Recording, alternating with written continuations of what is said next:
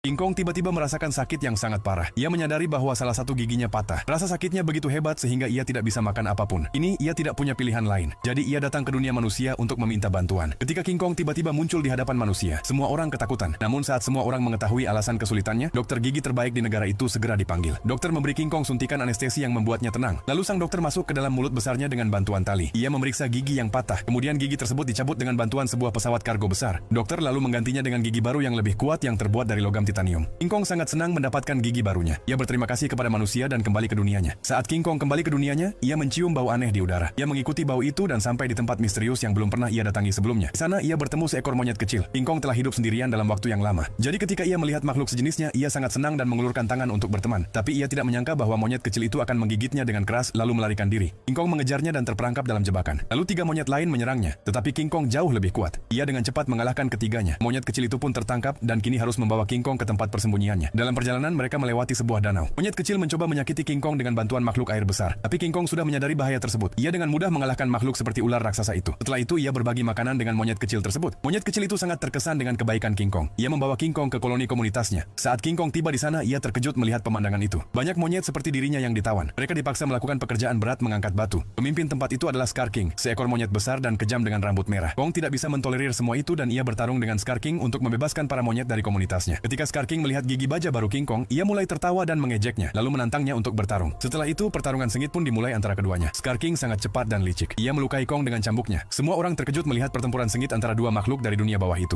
Untuk beberapa saat, Scar King mulai mengalahkan Kong, tapi ia tidak mampu bertahan lama menghadapi kekuatan luar biasa King Kong. Saat Scar King mulai kalah, ia memanggil senjata paling berbahaya miliknya, makhluk Titan mengerikan bernama Shimo. Napas dingin dan beracun dari iblis itu melukai tangan kanan King Kong dengan parah. Dalam saat sulit seperti itu, monyet kecil maju untuk membantunya. Ia membantu King Kong melarikan diri dari sana, tapi para prajurit jahat milik Scar King mulai mengejar mereka. Lalu monyet kecil itu mengaktifkan jebakan yang sebelumnya telah dipasang oleh King Kong, dan mereka berdua berhasil melarikan diri dan menyelamatkan diri dari kejaran. Namun kini King Kong yang terluka parah kembali pergi ke manusia dengan bantuan monyet kecil, dan manusia sekali lagi datang untuk membantu Kong. Mereka tidak bisa memberikan tangan baru kepada Kong, tetapi dengan bantuan mesin buatan, mereka membuat tangannya lebih kuat dari sebelumnya, dan sekali lagi menunaikan tugas mereka dengan membantu King Kong. Pernahkah kamu membantu hewan?